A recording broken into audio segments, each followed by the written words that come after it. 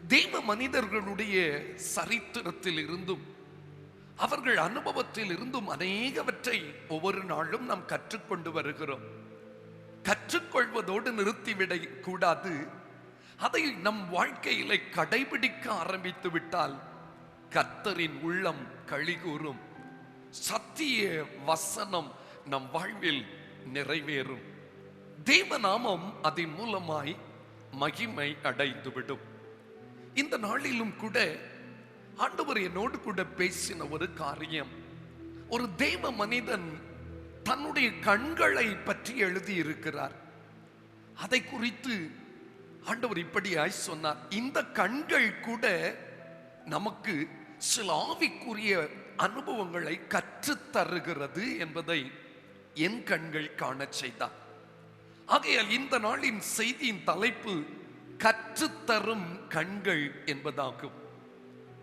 அதை சங்கீதங்களின் புஸ்தகத்தில் மிகப்பெரிய ஒரு சங்கீதம் இருக்கிறது அல்லவோ, அந்த சங்கீதத்திற்குள் இருந்து ஒரு மனிதனுடைய கண்கள் எப்படி இருந்தால் தேவன் சந்தோஷப்படுவார், தெய்வ நாமம் மகிமைப்படும் என்பதை அடையாளம் கண்டு கொள்வதற்காக சங்கீதங்களின் புஸ்தகம் 119வது சங்கீதத்துக்கு நம்முடைய சிந்தைகளை திருப்ப போகிறோம்.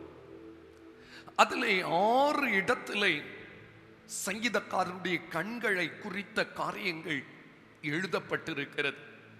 அவைகளை சில காரியங்களை நான் உங்களுக்கு பகிர்ந்து கொள்ளவிருக்கிறேன். இந்த நாளின் செய்திக்காய் எடுத்துக்கொள்ளப்பட்ட வேத வசனம் சங்கீதங்களின் புஸ்தகம் 119ஆம் சங்கீதம் அதனுடைய 18வது வசனம்.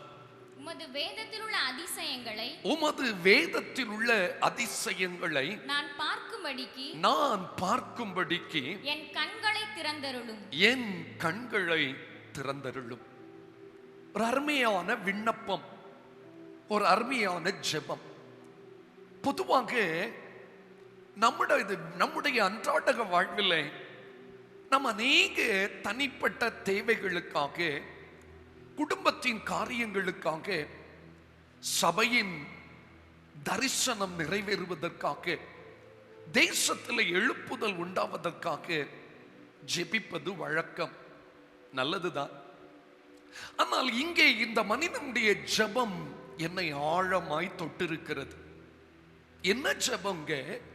உமது வேதத்தில் உள்ள அதிசயங்களை நான் பார்க்கும்படிக்கு என் கண்களை என்ன செய்தருளும், திறந்தருளும். என்ன ஒரு அருமையான விண்ணப்பம்.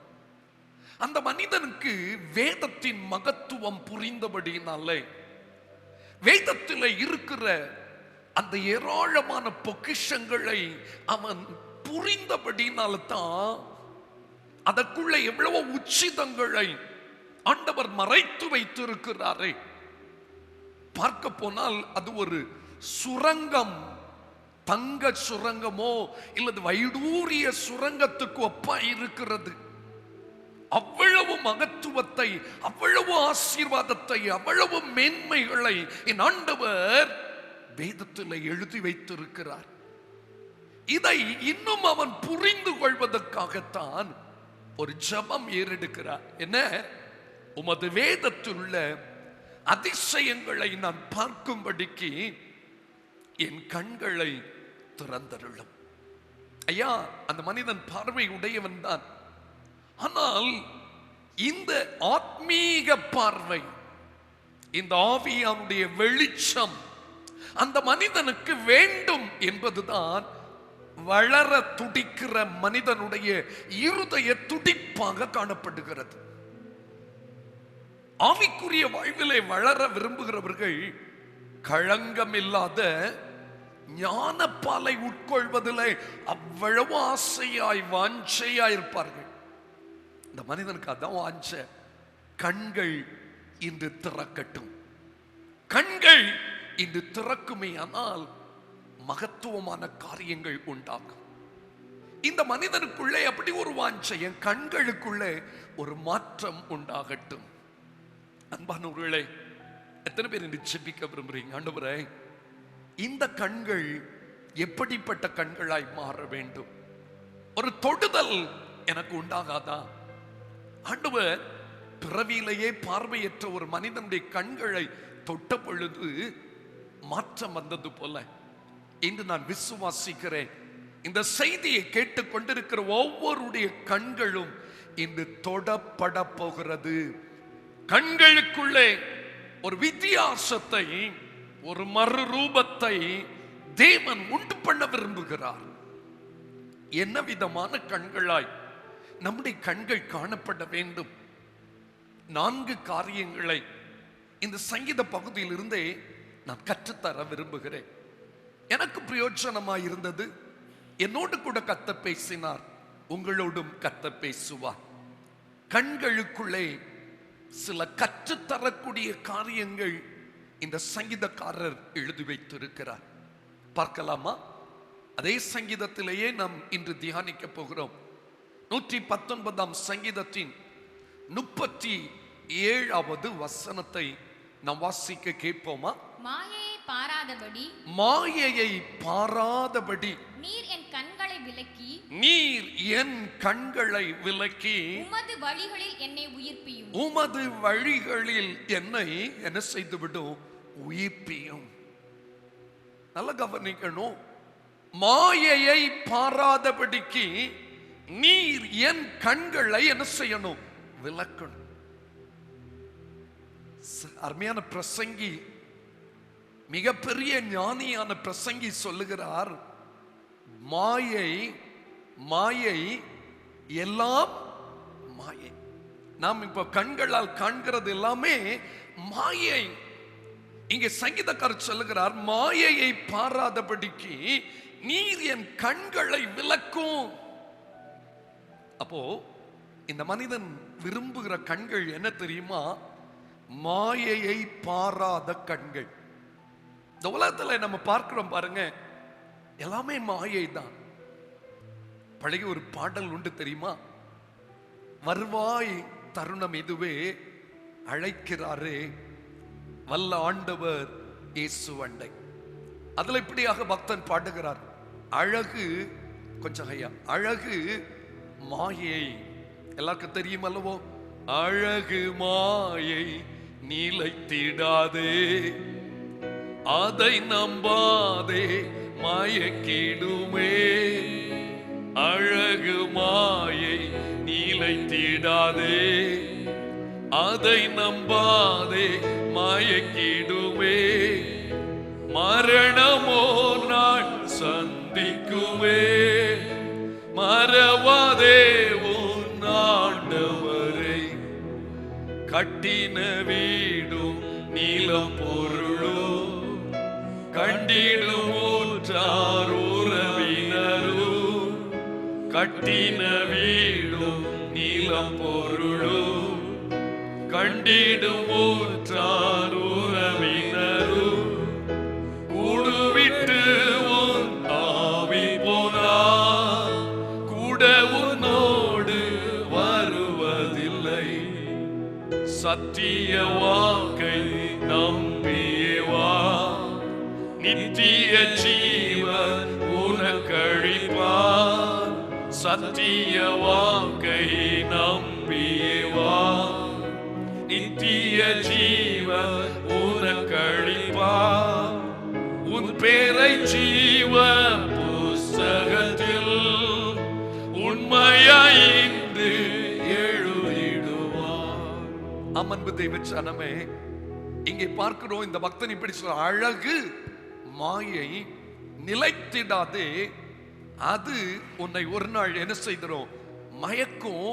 அது நம்மை வீழ்ச்சிக்கினராய் கொண்டு போய்விடும். அழகு மாயை, மனிதனும் சொல்லுங்க மாயை. பைபிள் சொல்லுது, நாசியில் சுவாசம் உள்ள மனுஷனை நம்புவதற்கு அவன் எம்மாத்திரம், அவன் மாயையிலும் லேசானவன் என்று எழுதப்பட்டிருக்குது. அதை விட மோசம் எதையுமே நம்ப முடியாது. ஆனால் அழிந்து போகிற நிலையற்றதா இருக்கிறவற்றின் மேல என் கண்கள் பதிந்து விடாதபடிக்கு, அவைகளின் மேல் என் கண்கள் பற்று உடையதாய் மாறிவிடாதபடிக்கு என் கண்ணுல ஒரு தொடுதலை தந்துரும் ஆண்டவரே, என் கண்கள் அதற்கு விலக்கி விடும்.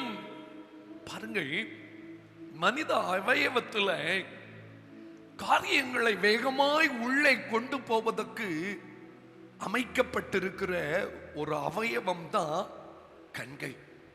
வெளியில எதெல்லாம் பார்க்கிறோமோ அதெல்லாம் வேணும்னு தோணுகிறது, அதெல்லாம் வாழ்க்கைக்கு வேண்டும் என்ற விருப்பத்தை உண்டாக்குவதே இந்த கண்கள் தான். பார்ப்பதெல்லாம் வேணும், ஆனா அழகும் மாயை தான். இந்த அநேகர் அந்த அழகு என்கிற மாயைக்குள்ளே பிடிபட்டு வாழ்க்கையை சீர்கட்டு போக செய்து கொண்டிருக்கிறாங்க. அதனால்தான் பக்தன் சொல்லுகிறார், மாயையை பாராதபடி நீர் என் கண்களை என்ன செய்து விடும், விலக்கி விடும் ஆண்டவரே. இந்த செய்தியை கேட்கிற எனக்கு அன்பானவர்களே, இந்த உலகத்துல நம்ம பார்க்கிறதெல்லாம், பைபிள் சொல்லுது, காண்பதெல்லாம் சொல்லுங்க அநித்தியமானவைகள், காணப்படாததுதான் நிச்சயமானது. இன்று ஆண்டவருடைய ஜனங்கள் என்று அழைக்கப்படுகிற, இயேசுவை சொந்த இரட்சகராய் ஏற்றுக்கொண்டேன் என்று ரட்சிப்பின் நிச்சயத்தை உடையவர்களாய் காணப்படுகிற ஏராளமான பேர் மாயையினாலே பிடிபட்டு வாழ்வை கெடுத்து கொண்டிருக்கிறார்கள். ஆனால் இங்கே சங்கீதக்காரர் சொல்லுகிறார், மாயையை பாராதபடி நீர் என் கண்களை என்ன செய்து விடும் ஆண்டவரே, விலக்கி விடும். இந்த கண்கள் எனக்கு ஒன்றை கற்றுத் தருகிறது, மகனே, நீ இனி மாயையை என்ன செய்யாதே, பாராதே, மாயையை பாராதே. ஆண்டவர் சொன்னாரு, பாரு, ஆதாம் ஏவாளை சிருஷ்டித்து விட்டு சொன்னார், நடு மரத்துல தோட்டத்தின் நடுவுல ஒரு ஜீவ விருட்சத்தின் கனின்னு ஒண்ணு இருக்குப்பா, அதை மட்டும் நீ என்ன செய்திராத, தொற்றாத. நன்மை தீமை அறியத்தக்க ஒரு கனி இருக்குது, அதை மட்டும் நீ என்ன செய்திராத, தொற்றாத. ஆனா அததான் பைபிள் சொல்றது, பார்வைக்கு எப்படி இருந்ததா, இன்பமா இருந்ததா. அது மாயை, அதை தொடக்கூடாதுன்னு ஆண்டவர் சொன்னார். ஆனா அதை தான் தொட்டா அதன் விளைவு ஆசீர்வாத எல்லையை விட்டு துரத்தப்பட்டவனாய் காணப்படுகிறான். இன்றைக்கும் தொடர்ந்து வசனத்தை நாம் பார்க்கும் பொழுது, அதே பிரசங்கியின் புஸ்தகம் 1ஆம் அதிகாரம் 14வது வசனத்தை பாருங்கள். சூரியனுக்கு கீழே செய்யப்படுகிற, சூரியனுக்கு கீழே செய்யப்படுகிற காரியங்களை எல்லாம் கவனித்து பார்த்தேன். இதோ எல்லாம் மாயையும், இதோ எல்லாம் மாயையும் மனதுக்கு சஞ்சலமாய் இருக்கிறது, மனதுக்கு சஞ்சலமாய் இருக்குது. அதான் சங்கீதக்காரர் சொல்லுகிறார், ஆகாமிய கூடாரங்கள்ல 1000 நாள் வாசமாய் இருப்பதை பார்க்கிலும் உமது ஆலயத்தின் வாசப்படியில் காத்திருப்பதை தான் நான் தெரிந்து கொள்வேன். அரண்மனை இருக்குது, மிக சிறந்த ஆகாரங்கள் இருக்குது, எல்லாவித வசதி வாய்ப்பு இருக்குது, ஆனா அதெல்லாம் எனக்கு பற்று இல்லை என்றால் இதெல்லாம் ஒரு நாள் அழிய போகுது, இதெல்லாம் ஒரு நாள் மாயை. இன்றைக்கு இருக்கும், நாளைக்கு இருக்காது. இன்று நம்பினவர்கள் நாளை நம்பிக்கைக்குரியவர்களா இல்லை. இதெல்லாவற்றிலும் என் கண்கள் பற்றுதல் அடைந்து விடாதபடிக்கு என் கண்களை கண்ட்ரோல் பண்ண, என் கண்களை விலக்கி காத்துக்கொள்ளும். பிரசங்கியின் புஸ்தகம் 11ஆம் அதிகாரம் 10வது வசனத்தை பாருங்கள். நீ உன் இருதயத்தில் இருந்து சஞ்சலத்தையும் உன் மாம்சத்தில் இருந்து தீங்கையும் நீக்கி போடு. இளவயதும் வாலிபமும் மாயையே. எல்லாரும் சேர்ந்து சொல்லுங்க, இளவயதும் வாலிபமும் மாயையே. இன்னைக்கு இதற்கு ரொம்ப இம்பார்ட்டன்ஸ் கொடுக்கிறோம் இல்ல, இளவயதுக்கும் வாலிபத்திற்கும் அநேக ரொம்ப முக்கியத்துவம் கொடுக்கிறாங்க. அழகுக்கு முக்கியத்துவம் கொடுக்கிறாங்க, இளமைக்கு முக்கியத்துவம் கொடுக்கிறாங்க, வாலிப பருவத்துக்கு முக்கியத்துவம் கொடுக்கிறாங்க. ஆனா ஆண்டவர் சொல்லுகிறார், இதெல்லாம் மாயை, இதுக்கு உன் மாம்சத்துல இடம் கொடுக்காத, இது ஒரு பெரிய தீமை, உன்னுடைய ஆத்மீக ஜீவியத்தை சீர்கெட பண்ணக்கூடிய அபாயகரமானது இது. ஆண்டவர் எச்சரிக்கிறார். என்னை கேட்கிற எனக்கு அன்பானவர்களை, வாலிப தம்பி தங்கச்சி, உங்க வாழ்க்கையை ஆராய்ந்து பாருங்க. பொய்யான மாயைக்கு நீங்க முக்கியத்துவம் கொடுக்கிறீங்களா? வேதத்திலே யோனா தீர்க்கதரிசி எங்கே உட்கார்ந்து இருக்கும் போது தெரியுமா? மீனின் வயிற்றுல.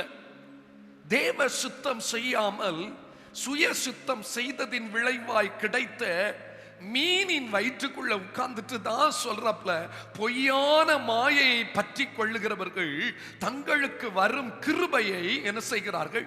போக்கடிக்கிறார்கள். அப்ப மாயையை பற்றி கொள்ளுகிறவர்களுக்கு கிருபையை இழந்து விடக்கூடிய ஆபத்து இருக்குது. கிருபை வேணுமா? மகிமையின் தேவனை மட்டும் பற்றி கொள்ளுங்க. வேதம் சொல்லுகிறது, உம்மை உறுதியாய் பற்றி கொண்ட மனதை உடையவன் உம்மையே நம்பி இருக்கிறபடியா நீர் அவனை பூரண சமாதானத்துடன் காத்துக்கொள்வீர். அன்பானவர்களே, உங்களுக்கு வர்ற கிருபையை இந்த உலகத்தின் மேல கண்களை பதிப்பது நிமித்தமாய் இழந்து விடாதிருங்கள். பாருங்கள், வேதாகமத்தில் அநேக பலவான்கள், அநேக பரிசுத்தவான்கள் கூட இந்த மாயைக்கு இடம் கொடுத்ததினாலே தங்களுடைய மகிமையை இழந்து போன அந்த காரியங்கள் நம்மை எச்சரிப்பாய் எடுத்து காட்டிக்கொண்டே இருக்கிறது. அன்புக்குரியவர்களே, அந்த வசனத்தை திரும்ப பாருங்க. சங்கீதம் 119 சங்கீதம் அதனுடைய 37வது வசனத்தை பாருங்கள். மாயையை பாராதபடி நீர் என் கண்களை விலக்கி உமது வழிகளில் என்னை உயிர்ப்பியும். அன்பு தெய்வ ஜனமே, மாயையை பார்க்க வேண்டாம். பக்தர் இப்படியா பாடுங்க, உலகத்தின் பெருமை செல்வத்தின் பற்று எல்லாவற்றையும் என்ன செய்து விட்டேன்? உதறிவிட்டேன். உலகத்தின் பெருமை செல்வத்தின் பற்று எல்லாம் உதறிவிட்டேன். உலகத்தின் பெருமை செல்வத்தின் பற்று எல்லாம் உதறிவிட்டேன். உடல் பொருளாவி உடைமைகள் யாவும் ஒப்பு கொடுத்து விட்டேன். உடல் பொருளாவி உடைமைகள் யாவும் ஒப்பு கொடுத்து விட்டேன். நான் அவர் ஆலயம், எனக்குள்ளே இயேசு. நான் அவர் ஆலயம், எனக்குள்ளே இயேசு. என்ன நடந்தாலும் எவ்வேளையிலும் எப்போதும் துதித்திடுவேன். என்ன நடந்தாலும் எவ்வேளையிலும் எப்போதும் துதித்திடுவேன். அன்பு தெய்வ ஜனமே, ஆண்டவரை உறுதியா பிடித்துக் கொண்டவர்கள் அவருடைய கண்களில் ஒரு மாற்றம் இருக்கும். மாயையான ஒன்றுக்கும் அவர்கள் முக்கியத்துவம் கொடுக்க மாட்டார்கள். மாயையான ஒன்றிலும் அவர்கள் கண்கள் பதித்திருக்க இடம் அளிக்க மாட்டார்கள். அன்புக்குரியவர்களே, வேதாகமத்திலே நிறைய வார்த்தைகள் இருக்குது. அப்போஸ்தலனாகிய பவுல் எவ்வளவு பெரிய ஆசீர்வாதத்தை உடைய மனிதர். ஆனாலும் கிறிஸ்துவை அறிகிற அறிவின் மேன்மைக்காக எல்லாவற்றையும் நஷ்டமென்று விட்டேன், குப்பையுமாக எண்ணுகிறேன். பக்தன் இப்படி சொல்ல, குருசை நோக்கி பார்த்த எனக்கு உரிய பெருமைகள் யாவும் அற்பம். என்றைக்கு நம்முடைய கண்கள் மாயையின் மேல் நிலை கொள்ளாதபடிக்கு நித்திய தேவன் மேலும் அவருடைய சத்திய வசனத்தின் மேலும் நிலை கொண்டிருக்கிறதோ, அந்த நாள் நம் ஜீவியத்தில் ஒரு ஆச்சரியத்தின் நாள் என்பதை மறக்கவே கூடாது, மறுக்கவும் முடியாது. அன்புக்குரியவர்களை, முதலாவது நம்முடைய கண்கள் எப்படிப்பட்டதா இருக்கணும்? மாயையை பாராத கண்களாய் நம்முடைய கண்கள் மாறணும். இந்த அநேக ஆண்டவருடைய பிள்ளைகள் கூட உலகத்தின் ஆசை இச்சைகளில் முக்கியத்துவம் கொடுத்து சிக்கி அது நிமித்தமாய் தம்முடைய ஆவிக்குரிய ஜீவியத்தை கெடுத்து போட்டார்கள். ஒருவேளை போஜனம், ஒரு வஸ்திரம், ஒரு உலக இன்பம், உலக ஆசை, இவைகளுக்காக தங்களுடைய நித்தியத்தை தொலைத்து விட்ட அநேகருடைய பட்டியலிலே நம்முடைய பெயர் வராமல் இருக்க வேண்டுமானால் இன்று ஒரு தீர்மானம் எடுக்கணும். ஆண்டவரே, என் கண்களுக்குள்ள ஒரு மாற்றம் வரட்டும். சங்கீதக்காரனுடைய கண்கள் மாயை பாராதபடிக்கு நித்திய தேவனை பார்க்கும்படியாக திருப்பப்பட்டது போல என்னுடைய கண்கள் திருப்பப்படட்டும் ஆண்டவரே, திறக்கப்படட்டும் ஆண்டவரே. ஜெபிப்போமா? ஆண்டவர் அந்த கிருபையை நமக்கு தருவார். இரண்டாவதாக, நம்முடைய கண்கள் எப்படிப்பட்டதா இருக்க வேண்டும் என்று இங்கே எழுதப்பட்ட கண்கள் கற்றுத் தருகிறது. வாசிக்கலாமா? சங்கீதம் 119வது சங்கீதம் அதனுடைய 148வது வசனத்தை பாருங்கள். உமது வசனத்தை தியானிக்கும்படி உமது வசனத்தை தியானிக்கும்படி குறித்த ஜாமங்களுக்கு முன்னே என் கண்கள் விழித்துக் கொள்ளும். எல்லாரும் சேர்ந்து வாசியுங்களே. என் கண்கள் விழித்துக் கொள்ளும். என ஒரு அருமையான கண்கள். எத்தனை பேர் இப்படிப்பட்ட கண்களை உடையவர்களாய் மாற விரும்புறீங்க? கரங்களை உயர்த்தி ஒரு அல்லேலூயா சொல்வோமா? உமது வசனத்தை தியானிக்கும்படி குறித்த ஜாமங்களுக்கு முன்னே என் கண்கள் என்ன செய்யும்? விழித்துக் கொள்ளுமா.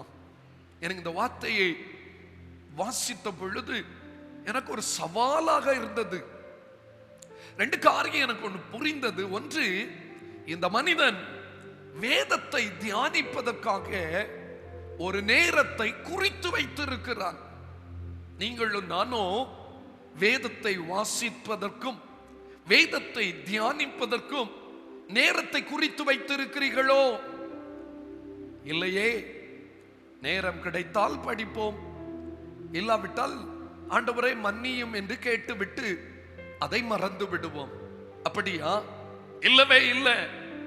ஒவ்வொரு தேவ மனிதர்களும் ஆண்டவருடைய வசனத்துக்கு முக்கியத்துவம் கொடுக்கிறவர்களாய் காணப்பட்டால் வேதத்தை தியானிப்பதற்கும் வாசிப்பதற்கும் அவங்க டைம் பிக்ஸ் பண்ணி இருக்கணும்.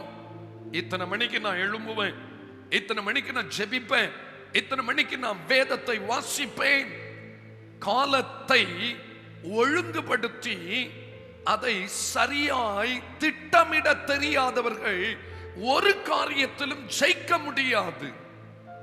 படிக்கிற பிள்ளை சாதிக்க வேண்டும் என்று விரும்பினால் திட்டமிடுதல் அவசியம். அதை போல கிறிஸ்தவ வாழ்க்கையிலே சாதனை படைக்க விரும்புகிற தேவ பிள்ளைகள் திட்டமிடுகிறவர்களாய் காணப்பட வேண்டும். திட்டமிடுகிறீங்களா? ஜெபிக்கிற நேரம், வேதத்தை வாசிக்க தியானிக்கிற நேரம், சபைக்கு வருகிற நேரம், ஆத்துமாக்களுக்காய் திறப்பில் நிற்கிற நேரம், தன்னுடைய அன்றாட அலுவல்களை கவனிக்கிற நேரம், ஸ்தோத்திரம், தூங்குகிற நேரம், இதெல்லாவற்றிலும் ஒரு சரியான திட்டமிடுதலும் அந்த திட்டமிட்ட காரியத்தை செயல்படுத்துகிறவனும் தான் ஜெயிக்க முடியும். ஒரு உலக மனிதன் இப்படி எழுதியிருக்கிறார். ஒருவன் விடிவதற்கு முன்பதாகவே எழும்ப பழகிவிட்டானே, ஆனால் அவன் நிச்சயமாய் நினைத்ததை செய்து முடிப்பான் என்று எழுதியிருக்கிறான். உலக மனிதனுக்கு கூட அந்த அறிவு இருக்குது. ஆனா ஆண்டவருடைய பிள்ளைங்க சமீப நாட்களாய் நம்முடைய கலாச்சாரம் மாறுகிறது. எல்லாரும் விடிய விடிய தூங்குறாங்க, இரவுல லேட்டா தூங்குறாங்க. அது தவறு. இங்கே சங்கீதக்காரர் சொல்லுகிறார், உமது வசனத்தை தியானிக்கும்படி. அப்படின்னா வசனத்துக்கும் பைபிளுக்கும் ரொம்ப முக்கியத்துவம் கொடுக்கிறார்கள். யாரை கர்த்தர் ரொம்ப ஆசீர்வதிக்க முடியும்? சங்கீதம் 1ஆம் சங்கீதம் நம்ம எல்லாருக்கும் தெரியும் இல்லவா? இரவும் பகலும் அவருடைய வேதத்தில் தியானமாய் இருக்கிற மனுஷன் பாக்கியவான். அவன் நீர்க்கால்களின் ஓரமாய் நடப்பட்டு தன் காலத்தில் தன் கனியை தந்து இலையுதிராதிருக்கிற மரத்தை போல் இருப்பான். அவன் செய்வதெல்லாம் வாய்க்கும். இரண்டாவதாக, இந்த கண்கள் வேதத்தை வாஞ்சிக்கும் கண்கள். எல்லாரும் சேர்ந்து சொல்லுங்க, எப்படி? வேதத்தை வாஞ்சிக்கும் கண்களாய் காணப்படுகிறது. எனக்கு ரொம்ப பிடித்த ஒரு வசனம். இந்த வசனத்தை திரும்ப எல்லாரும் வாசிக்க போகிறோம். 119, 148 வாசிப்போம். உமது வசனத்தை தியானிக்கும்படி குறித்த ஜாமங்களுக்கு முன்னே என் கண்கள் விழித்துக் கொள்ளும். நம்ம வாழ்க்கையில அப்படி டைம் ஃபிக்ஸ் பண்ணணும், அதுக்கு முன்னால எழும்புகிறான். அப்படியானா பைபிளை குறித்து அவ்வளவு வாஞ்ச, பைபிளை குறித்து அவ்வளவு வாஞ்ச, வேதத்தை குறித்து வாஞ்சையும் தவனமும் உள்ளவர்கள் குறித்த ஜாமத்துக்கு முன்னால, விடிவதற்கு முன்னால, நான் பிளான் பண்ண டைமுக்கு முன்னால எழும்பிட்டேன்னா அவ்வளவு வேகம், அவ்வளவு தாகம், அவ்வளவு பாரம் அந்த மனிதனுக்குள்ளே பீரிட்டு கிளம்புகிறது. மானானது நீரோடைகளை வாஞ்சித்து கதறுவது போல என் தேவனை, என் ஆத்துமா உம்மையே வாஞ்சிக்கிறது. அப்படிப்பட்ட ஒரு வாஞ்சை வேத வசனத்தின் மேல் இருக்க வேண்டும். இந்த வசனம் தான் நம்முடைய வாழ்வை மாற்றக்கூடியது, நம்முடைய வாழ்வுக்கு ஏற்றத்தை உண்டு பண்ணக்கூடியது, வாழ்வின் நோக்கத்தை தெரிவிக்கக்கூடியது, வாழ்விலே தேவ ஆசீர்வாதங்களை பொங்க பண்ணக்கூடியது இந்த வசனம் தான். முதலாவது வாசித்த வசனம் என்ன? உமது வேதத்தின் சொல்லுங்க அதிசயங்களை நான் பார்க்கும்படி என் கண்கள் என்ன செய்யணும்? விழித்துக் கொள்வது மட்டுமல்ல, கண்கள் திறக்கப்படும் பொழுதுதான் வேதத்தின் மகத்துவங்களை நாம் புரிந்து கொள்ள முடியும், அதை அறிந்து கொள்ள முடியும், அதை வாழ்க்கையில நடைமுறைப்படுத்த முடியும், ஆண்டவரின் சாயலை அடைய முடியும். அன்புக்குரியவர்களே, இந்த 119ஆம் சங்கீதத்துல வேதத்தை பற்றி அந்த மனிதன் திரும்ப திரும்ப எழுதுகிறத பார்க்கலாம். 1வது வசனத்தையே பார்க்க, கர்த்தருடைய வேதத்தின்படி நடக்கிற உத்தம மார்க்கத்தார் பாக்கியவான்கள். 1வது வசனமே வேதத்தை தான் முக்கியத்துவப்படுத்துகிறார். முதலாவது தேவ வசனம். எந்த ஒரு தேவ பிள்ளை வேத வசனத்துக்கு முக்கியத்துவம் கொடுக்கிறார்கள். இன்றைக்கு அநேகர் உலக காரியங்களுக்கு குறி கேட்பதற்கும் ஸ்தோத்திரம் மற்ற காரியங்களுக்கும் தான் ஓடுறாங்க. ஆண்டவர் ஏதாவது சொன்னாரா என்ற பலர் கேட்பாங்க. என்ன குறித்து ஏதாவது ஆண்டவர் சொன்னாரா அப்படின்னு தான் கேட்கிறாங்க. பைபிளில் எழுதப்பட்டிருக்கிறதை வாசித்து அதனால் உணர்த்தப்பட்டு அதன்படி நடப்பதற்கு மக்களுக்கு மனதில்லை. இங்க பாருங்க 29வது வசனம், பொய் வழியை என்னை விட்டு விலக்கி உம்முடைய வேதத்தை எனக்கு என்ன செய்யும்? அருள் செய்யும். 34வது வசனம், எனக்கு உணர்வை தாரும், அப்பொழுது நான் உமது வேதத்தை பற்றி கொண்டு என் முழு இருதயத்தோடும் அதை கைக்கொள்வேன். 70வது வசனம், அவர்கள் இருதயம் நினம் துண்ணி கொழுத்திருக்கிறது, நானோ உம்முடைய வேதத்தில் எப்படி இருக்கிறேன்? மனமகிழ்ச்சியா இருக்கிறேன்.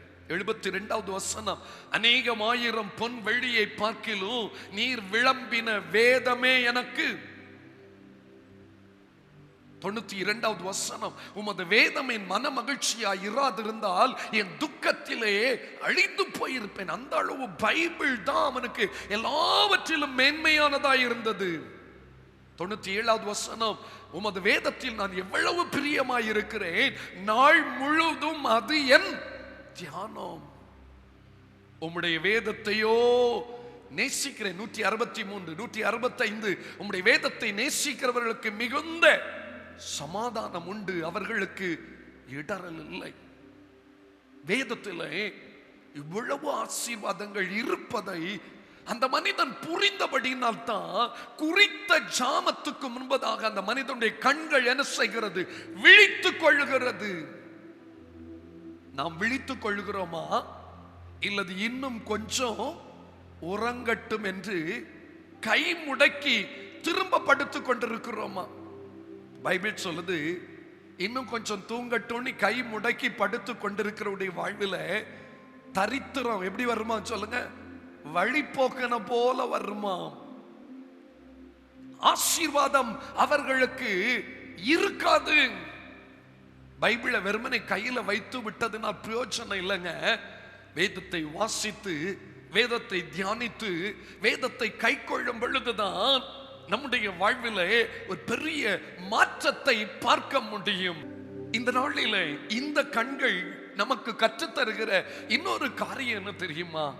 குறித்த ஜாமத்துக்குள்ளே வேதத்தை தியானிக்கும்படியாக விழித்துக் கொள்ளுகிறவர்களாய் நீங்களும் நானும் இருப்போமே ஆனால் எவ்வளோ பெரிய மாற்றம் நமக்குள் வரும், எவ்வளோ பெரிய மகிழ்ச்சி தேவனுக்கு என்னையும் உங்களையும் பார்க்கும் பொழுது எழும்.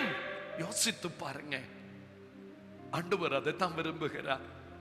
எத்தனையோ காரியங்களை படிக்கிறோம், ஆனா நித்தியத்திற்கு கொண்டு போகிற இந்த வேதத்திலே அதிகமான நேரத்தை செலவழிப்பதற்கு முக்கியத்துவம் கொடுப்போம். ஆனால் உள்ளம் கழிகூறும் உன்னதரும் ஆசீர்வாதத்தை நமக்கு அருளி செய்ய முடியும். ஆக முதலாவது, மாயையை பாராத கண்களாய் நம் கண்கள் மாறட்டும். இரண்டாவதாக, வேதத்தை வாஞ்சிக்கும் கண்களாக. இல்லாவிட்டா இன்னொரு கோணத்துல கூட சொல்ல, குறித்த ஜாமத்துக்கு முன்னே விழித்துக் கொள்ளும் கண்களாய் என்னுடைய கண்கள் மாறட்டும். ஸ்தோத்திரம். அன்புக்குரியவர்களை, மூன்றாவதாக என்ன இந்த கண்கள் நமக்கு கற்றுத் தருகிறது? சங்கீதங்களின் புஸ்தகம் 119 சங்கீதம் 123 வசனத்தை வாசிக்க கேட்போமா? உமது ரட்சிப்புக்கும் உமது நீதியின் வார்த்தைக்கும் காத்திருக்கிறதினால் என் கண்கள் பூத்து போகிறது. இன்னும் ஒரு வசனம் இருக்கிறது, 82 வசனம். எப்பொழுது என்னை தேற்றுவீர் என்று உம்முடைய வாக்கின் மேல் நோக்கமாய் என் கண்கள் பூத்து போகிறது. என் கண்கள் என்ன செய்கிறது? பூத்து போகிறது.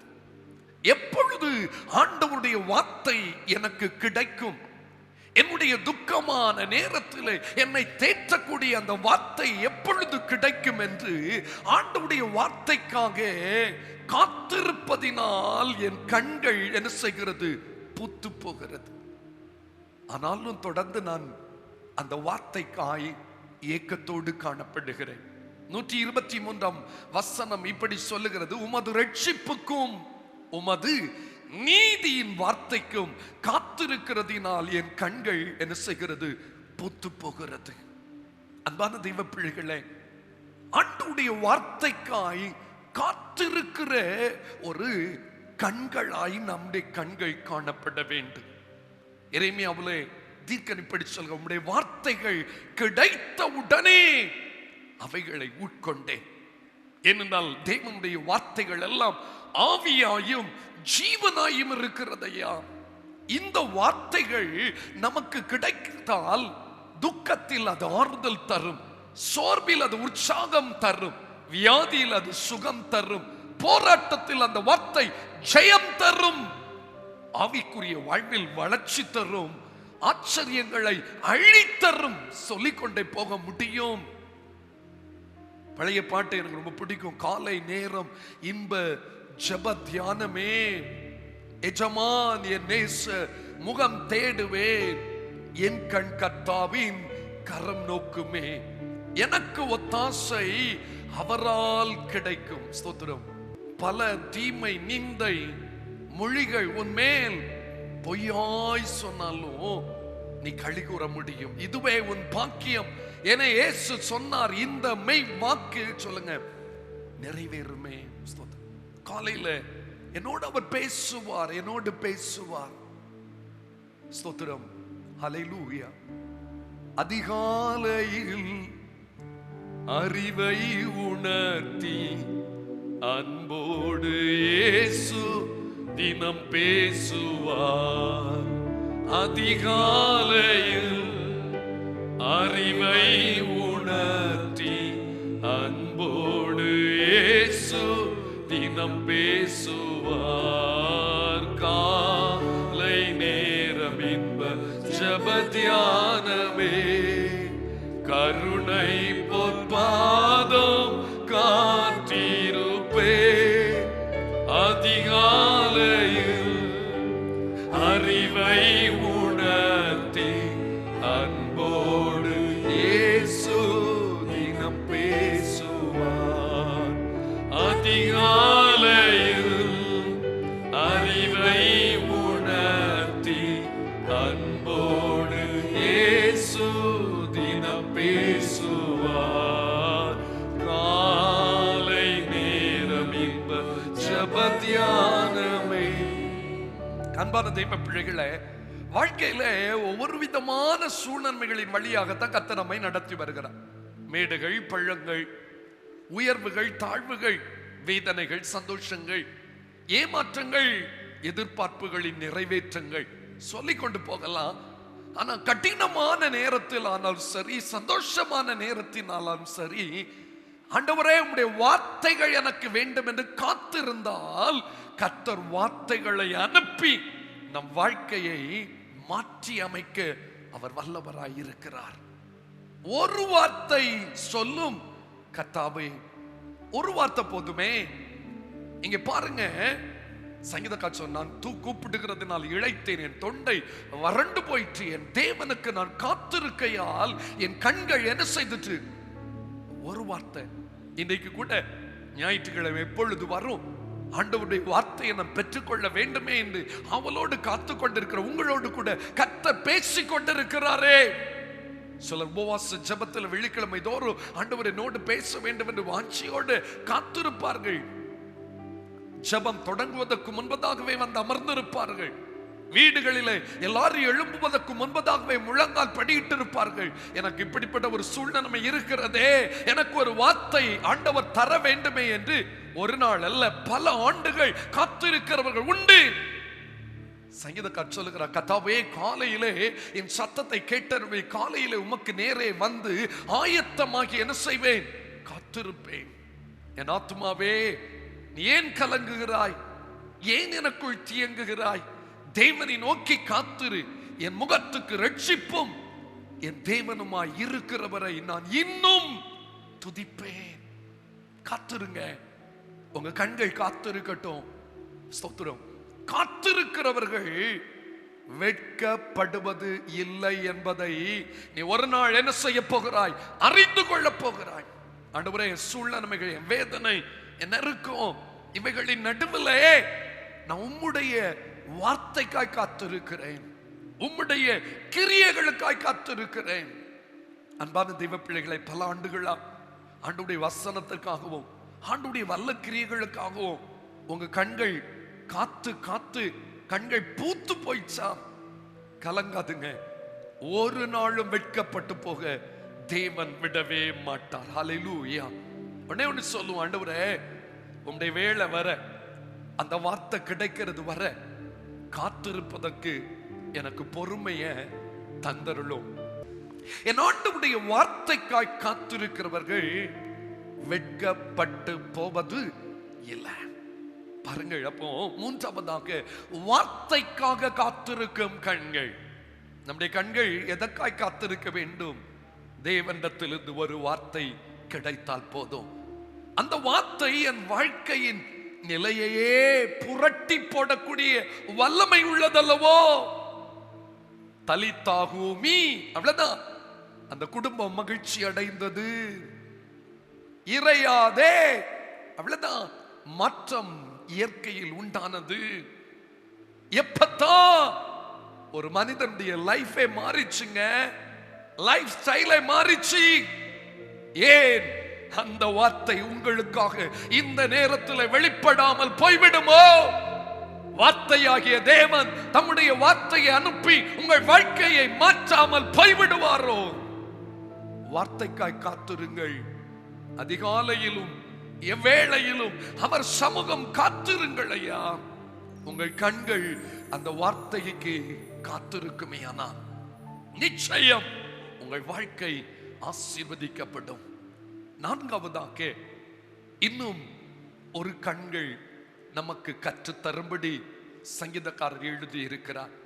119 சங்கீதம் 136 வசனம். உம்முடைய வேதத்தை மனுஷர் காத்து நடவாதபடியால், உம்முடைய வேதத்தை மனுஷர் காத்து நடவாதபடியால் என் கண்களிலிருந்து நீர்த்தாரைகள் ஓடுகிறது. என் கண்களிலிருந்து நீர் தாரைகள் ஓடுகிறது. கண்ணீர் சிந்தும் கண்கள். நான்காவதாக உம்முடைய வேதத்தை மனுஷர் காத்து நடவாதபடியால். கிறிஸ்தவ உலகத்தை பற்றி அந்த மனிதனுக்கு அவ்வளவு பாரம். கண்ணுல எப்போ கண்ணீர் வரும் தெரியுமா? இருதயம் நொறுங்கும் பொழுது, இருதயம் எப்பொழுது நொறுங்கும்? வேதத்தை ஜனங்கள் காத்து நடக்கவில்லையே. பைபிளை கையில வைத்திருக்கிறார்கள், வாழ்க்கையிலே அவர்கள் அதற்கு இடம் அளிக்கவில்லையே. குடும்பத்தில் பைபிள் இருக்குது, ஆளுக்கு ஒரு பைபிள், ஆளுக்கு 1 2 3 எல்லாம் வைத்திருக்காங்க. ஆனா பைபிள் வசனத்தின்படி அவர்கள் வாழவில்லை. லஞ்சம் வாங்குறார்கள், டவுரி வாங்குறார்கள், ஜாதி பார்க்கிறாங்க, உலக பிரகாரமான குறுக்கு வழிகளுக்கு இடம் கொடுக்கிறாங்க, சாட்சியற்று ஜீவிக்கிறாங்க, அடுத்தவனை கெடுக்கிறாங்க, கசப்பு வைராக்கியத்தை வைத்திருக்கிறாங்க, பலவிதமான மாம்சீக கிரியைகளுக்கு இடம் கொடுக்கிறாங்க. ஆனா கையில பைபிள் வைத்திருக்காங்க, சர்ச்சுக்கு போறாங்க, பிரசங்கம் கூட பண்றாங்க. ஆனா இங்கே சங்கீதக்காரர் சொல்லுகிறது போல, உமது வேதத்தை மனுஷர் காத்து நடக்கவில்லை. இதை ஒரு உண்மையான தேவ பிள்ளை பார்க்கும் பொழுது அவனுடைய உள்ளம் என்ன செய்யும் தெரியுமா? நொறுங்கி போயிரும். ஐயோ, பைபிளை வச்சிருக்காங்க, பைபிளை படிக்கிறாங்க, பிரசங்கம் எல்லாம் கேட்கிறாங்க, ஆனா பைபிள் படி அவர்கள் வாழவில்லையே, வாழவில்லையே. வேதனையா இருக்கும், இருதயம் உடையும். சங்கீதத்தில் அதே சங்கீதம் 53வது வசனத்தை பாருங்க. உமது வேதத்தை விட்டு விலகுகிற துன்மார்க்கர் நிமித்தம் நடுக்கம் என்னை பிடித்தது. ஐயோ, பைபிளை விட்டு விலகி போறானே, அவனுடைய முடிவு என்னமா இருக்கும்? அவனுக்கு கிடைக்க போற நியாய தீர்ப்பு எவ்வளவு கொடூரமா இருக்கும்? இது புரியும் போது நமக்கு ஒரு நடுக்கம் வருது.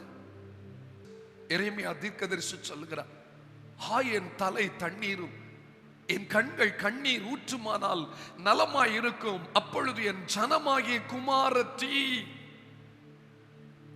கொலை உண்ண ஆவிக்குரிய வாழ்விலே மரித்து போன அந்த ஜனங்களுக்காய் நான் இரவும் பகலும் என்ன செய்வேன்? அழுவேன். தேசத்துக்காய் பாரப்படணும் உண்மை. அதே நேரத்தில் ஆண்டவரை அறிந்தும் வசனத்தை புரிந்தும் வேதத்தை அதை காத்து நடவாத, வசனத்தின்படி நடவாத ஆண்டவரை அறிந்த ஜனங்களுக்காக நம்முடைய கண்களில் இருந்து நீர் தாரைகள் ஓடணுங்க. இந்த அநேக கிறிஸ்தவங்க யார் எப்படி இருந்தா என்ன, என் காரியம் நல்லா இருக்குது, நாங்க குடும்பமா நல்லா இருக்கோம், நாங்க இப்ப ஒழுங்கா பைபிள் வாசிக்கிறோம், வசனத்தின்படி நடக்கிறோம் என்று சொல்லி சுயநலமுடையவர்களாய் இருப்பதை தேவன் எச்சரிக்கிறார். தவறு. இந்த முதலாவது வாசித்த அந்த 136வது வசனத்தை திரும்ப பாருங்க. உம்முடைய வேதத்தை மனுஷர் காத்து நடவாதபடியார் என் கண்களில் இருந்து நீர்த்தாரைகள் ஓடுகிறது. ஏன் அவன் கண்ணீர் வெடிக்கிறான் தெரியுமா? வேதத்தை காத்து நடவாத மனிதர்களுடைய முடிவு எவ்வளவு அகோரமா இருக்கும், எவ்வளவு பரிதாபமா இருக்கும், எவ்வளவு பெரிய நரகத்தில் அவர்கள் பங்கடைவார்கள். நியாயத்தின் பின்னாளிலே அவர்கள் நிலை நிற்க முடியாதே.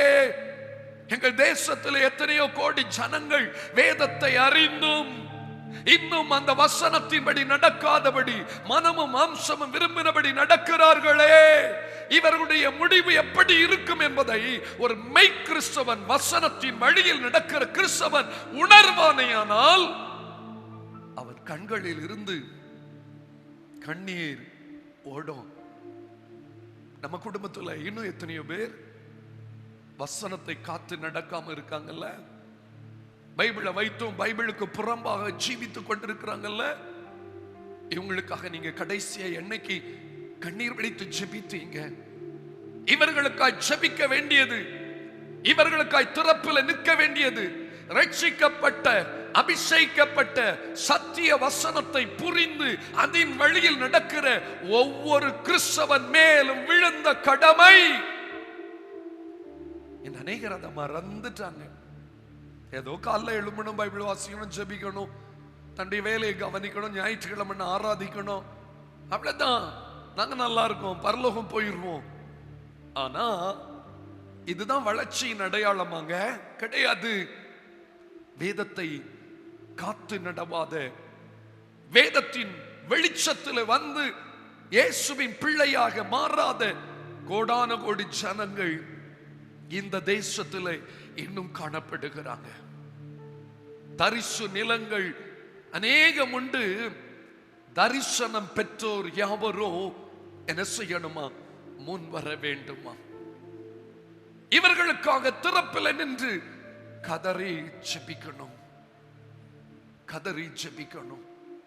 கண்ணீர் சிந்தி கதறி நாங்கள் அழுகிறோம், கரம் விரித்து உம்மை நோக்கி பார்க்கிறோம் என்று ஃபாதர் பாடுற பாருங்க. இந்தியா இரட்சகரை அறிய வேண்டுமே, இருளில் உள்ளோர் வெளிச்சத்தை காண வேண்டுமே.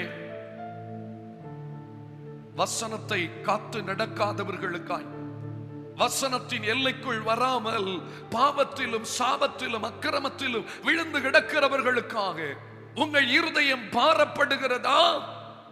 அன்பு சகோதரா, சகோதரி, தாயே, தகப்பனே, வாலிப தம்பி, தங்கச்சி, கத்த இந்த நேரத்தில் உங்கள் ஒவ்வொருவரோடும் பேசுகிறார்.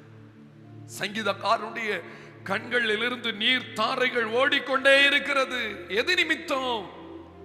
என் ஜனங்கள் வேதத்தை காத்து நடக்கவில்லையே.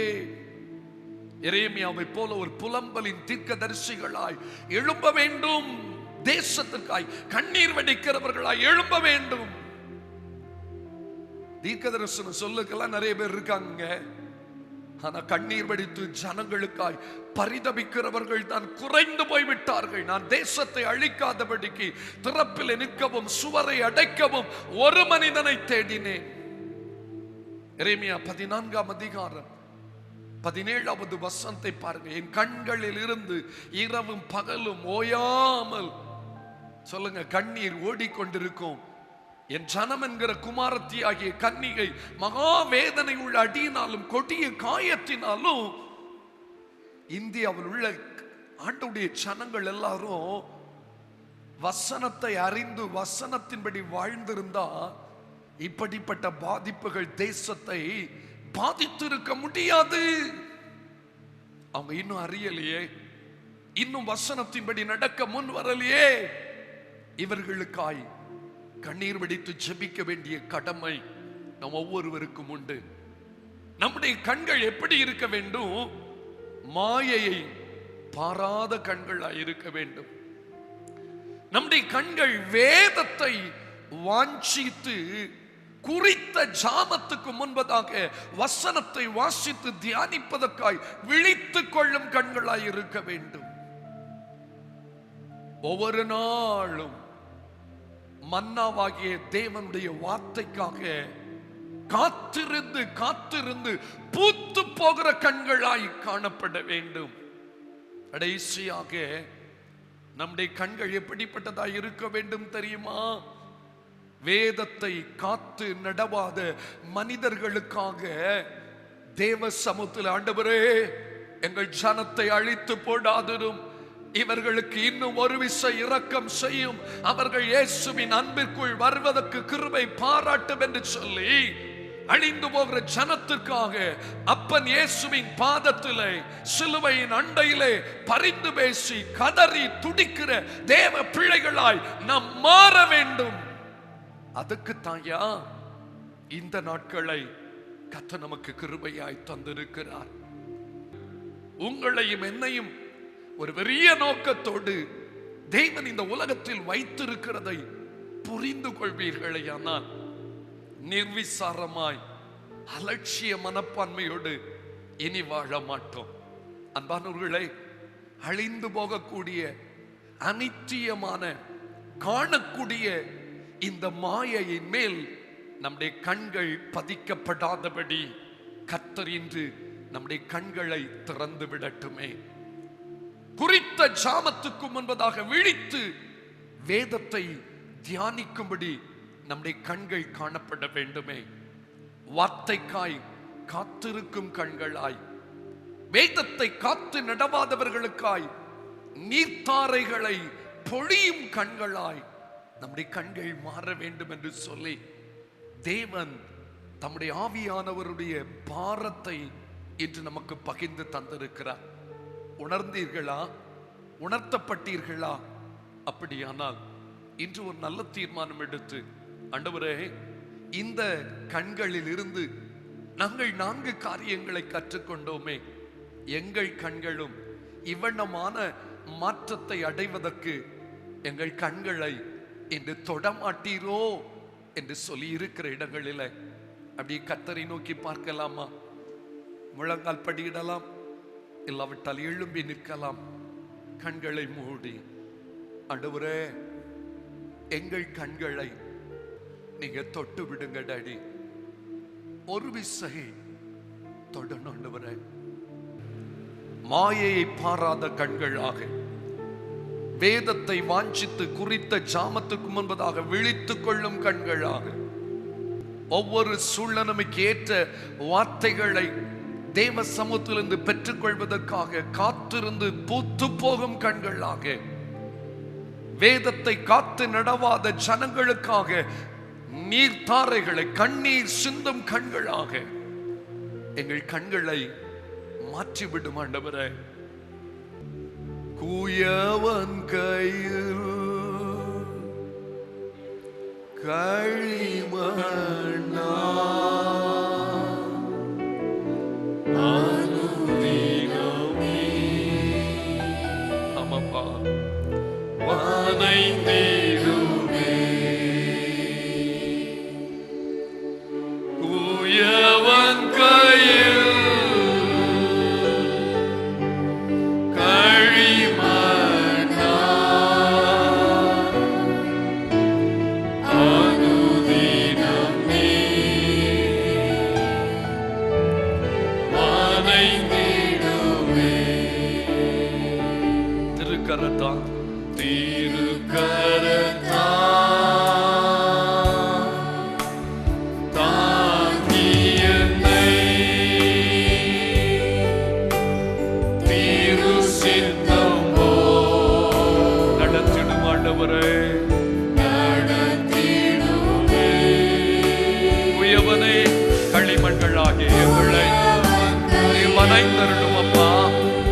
ஒவ்வொருடைய கண்களையும் இந்த பகல் பொழுதுல நீ தொட்டு ஒரு மாற்றத்தை ஒவ்வொருவருக்கும் கட்டளையிடும் ஆண்டவரே. நிச்சயமாக உடைய வல்லமை இந்த ஆராதனையில் பங்கெடுத்த ஒவ்வொருடைய வாழ்விலும் வெளிப்படும்படியாய் ஜெபிக்கிறோம் ஆண்டவரே. Yes Lord.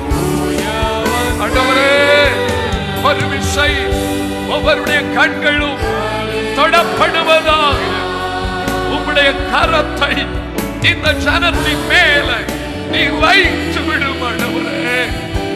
ஆண்டவரே, எல்லாரும் சேர்ந்து பாடலாமா? குயவன் கையில், குயவன் கையில், ஆண்டவரே எங்களை வனைந்தருளும் ஆண்டவரே. ஒவ்வொருவரையும் தொட்டு ஒரு மாற்றத்தை கட்டளையிடும்படியாக ஜெபிக்கிறேன். உம்முடைய வசனம் அனுப்பப்பட்ட காரியத்தை வாய்க்கப்படும்படியாக ஜெபிக்கிறோம். ஒருவரை கூட Yes Lord, Hallelujah. தேவ பிரசன்னம் ஒவ்வொரு குடும்பத்திலும் இப்பொழுது இறங்கி வந்தபடியால் உமக்கு ஸ்தோத்திரம். வசனம் ஒவ்வொருடைய உள்ளத்திலும் ஊடுருவி சென்றபடியால் உமக்கு ஸ்தோத்திரம். ஆமென். நல்ல ஆண்டவரே, உம்முடைய குமாரனாகிய இயேசுவின் நாமத்திலே கிருபாசன தண்டையிலே வந்து நிற்கவும், உம்மை ஆராதிப்பதற்கும், உம்முடைய சமூகத்திலிருந்து வெளிப்பட்ட உம்முடைய சத்தத்தை உணர்வதற்கும் தேவன் தந்த மேலான ஆராதனை நேரத்திற்காய் ஸ்தோத்திரம். ஆரம்பம் முதல் முடிவு வரைக்கும் ஆவியானவர்கள் நடுவில் அசைவாடி நீரே உமக்கு ஸ்தோத்திரம். ஒவ்வொருவரோடும் பேசி இருக்கிறீரப்பா. ஆண்டவரே, இந்த சங்கீதக்காரருடைய கண்கள் சில காரியங்களை எங்களுக்கும் கற்றுத்தந்தபடியால் ஸ்தோத்திரம். கற்றுக்கொண்டோம், கடைபிடிப்பதற்கு பரிசுத்த ஆவியானவர் எங்களை பக்குவப்படுத்தும், பலப்படுத்தும். ஒவ்வொரு குடும்பத்தின் மேலும் உம்முடைய கரங்கள் வைக்கப்பட்டபடியால், உம்முடைய கண்கள் பதிக்கப்பட்டபடியால் ஸ்தோத்திரம். செய்கிற வேலை, தொழில், வியாபாரங்களை வர்த்திக்க பண்ணும். பிள்ளைகளுடைய படிப்புகளை கர்த்தர் ஆசீர்வதியும். போக்குவரத்து, பிரயாணங்கள் ஒவ்வொன்றிலும் உம்முடைய பாதுகாப்பு ஒவ்வொரு குடும்பத்தோடும் இருப்பதாக. கர்த்தருடைய சமூகம் தம்முடைய பிள்ளைகளுக்கு தொடர்ந்து முன் செல்லட்டும். எங்களோடு கூட இருப்பவரும் எங்கள் கண்களை தொட்டு ஒரு பெரிய மாற்றத்தை உண்டு பண்ணி எங்களையும் ஆத்மீக ஆசீர்வாதங்களுக்கு பங்காளிகளாய் உயர்த்தி நிறுத்துகிற தெய்வமாம் இயேசுவின் நாமத்தினால் ஜெபிக்கிறோம். இணையதளத்தின் மூலமாய், தொலைக்காட்சியின் மூலமாய் இந்த ஆராதனையில் இணைந்திருக்கிற தம்முடைய பிள்ளைகள் சமீபத்திலோ தூரத்திலோ தூர தேசங்களில் இருந்தாலும் அவர்கள் மேல் உடைய ஆசீர்வாத கரம் அமர்ந்தபடியால் ஸ்தோத்திரம். இயேசுவின் நாமத்தில் ஜெபிக்கிறோம். ஜெபம் கேளும் நல்ல பிதாவே.